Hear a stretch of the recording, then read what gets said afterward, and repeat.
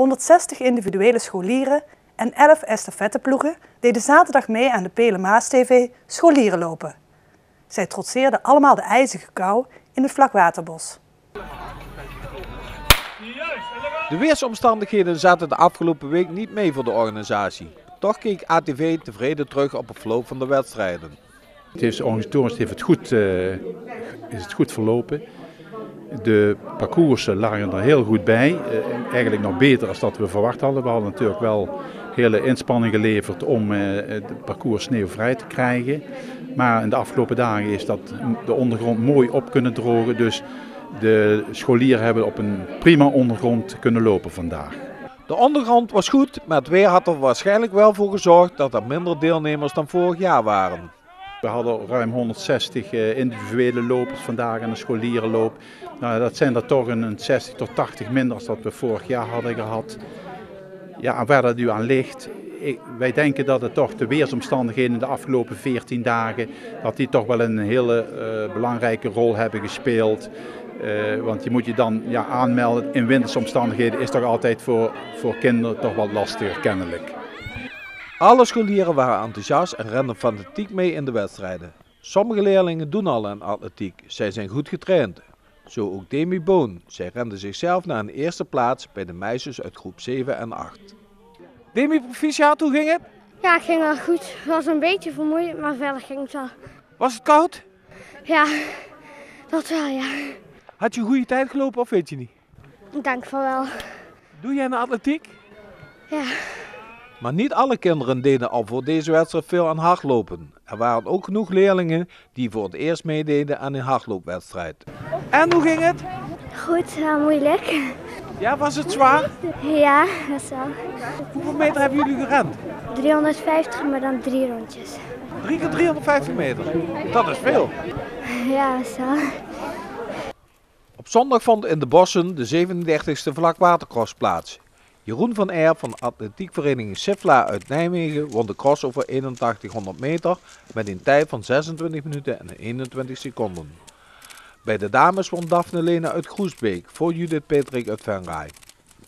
De korte cross kwam op naam van Gijs Jacobs van Hak Helmond. Bij de dames ging de zege naar Linda Korten van AV Weert.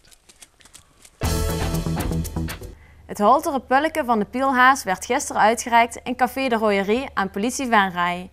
Zij begingen volgens de organisatie de grootste blunder. De commissie Pers en Promotie kreeg dit jaar weer verschillende inzendingen binnen. Uiteindelijk bleef er een lijst van 5 genomineerden over. De Kiwanis is genomineerd voor het halterpulleke. Politieregio Venray. Chris Derks, de boerenbruid van vorig jaar, is genomineerd. Wouter Poels, de voorzitter van de commissie MAK. En de gemeente Venray is genomineerd. De gemeente werd genomineerd voor het plakken van gijsternen in plaats van gijzeren op de ruiten in het gerenoveerde gemeentehuis. De Kiwanis Club vergat door te geven dat zij een boekenmarkt organiseerde, waardoor de fontein ineens aanging en de markt in het water viel. Bijzondere blunders. Voor de organisatie staken er een paar genomineerden boven de anderen uit. Zij waren nog net iets dommer dan de anderen die kans maakten. Ja, we hebben er 2 die vonden we meteen allemaal wel echt de toppers. Die zijn ook alle 2 aanwezig vanavond. Ik heb ze al gezien en ja, er stak er eentje toch nog net bovenuit. 2 waren super en eentje was toch net nog de grootste blunder in dit verhaal. Maar wie kreeg nou dat dik verdiende haltere pulleke? Daar was de commissie al gauw echt goed. En eenstemmig is er besloten dat het halterpulleke 2013 is toegekend aan de mensen die letterlijk voor paal stonden, de Venraadse politie.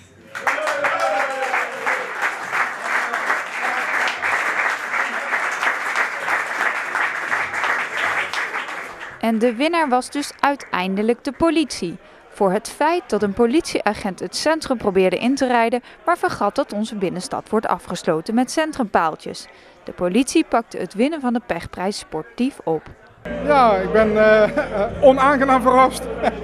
Nee, maar zonder gek. Het is natuurlijk, nominatie is altijd heel leuk. En natuurlijk had ik hem liever ergens anders voor gekregen. Maar toch, ik vind het wel op zich wel heel terecht, denk ik. Het was een bijzonder ongeval. Maar of het wel een ongeval was, betwiste politiechef John Gerards. Hij had een betere uitleg voor de blunder. Eigenlijk was het Venray is genomineerd als beste binnenstad van Nederland. En er hoort ook een stukje veiligheid bij. En nou ben ik door het bestuur gevraagd om dat te testen. En dat hebben we dus gedaan door met een politieauto om te kijken of dat die paaltjes, of dat die hufterproof waren. En dat we met behulp van die pollars, hoe heten die dingen, ramkakers uit het centrum zouden kunnen weren.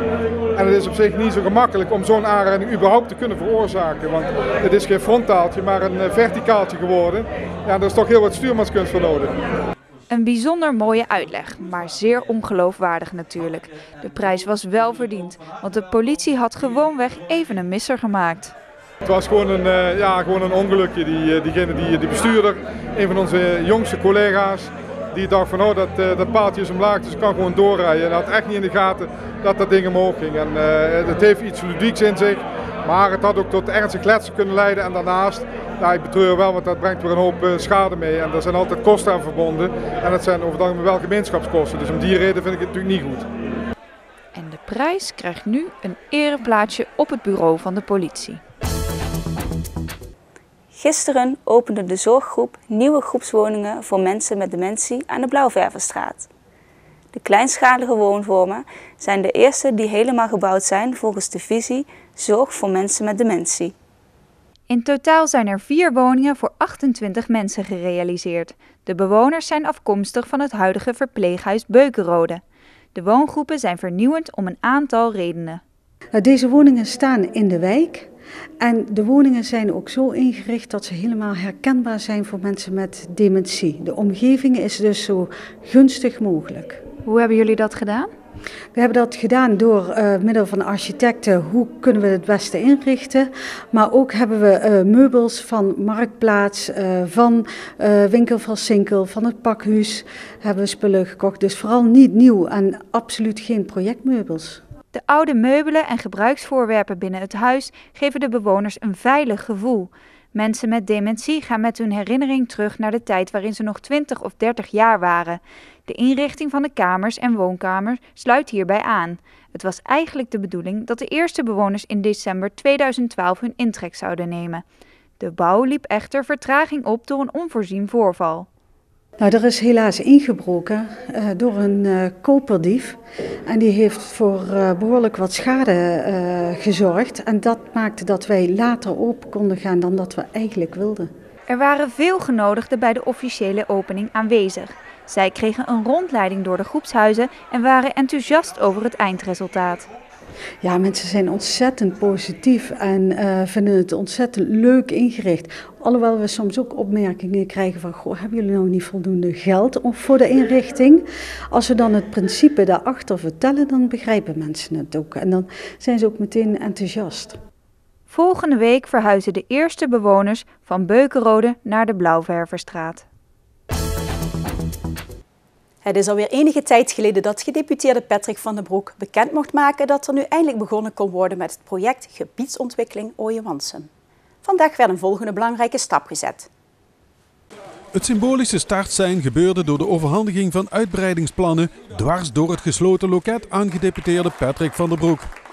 Van Leendert in Broekhuizen-Vorst is een van de bedrijven die sinds de overstromingen van de Maas in 1993 en 1995 niet meer konden uitbreiden.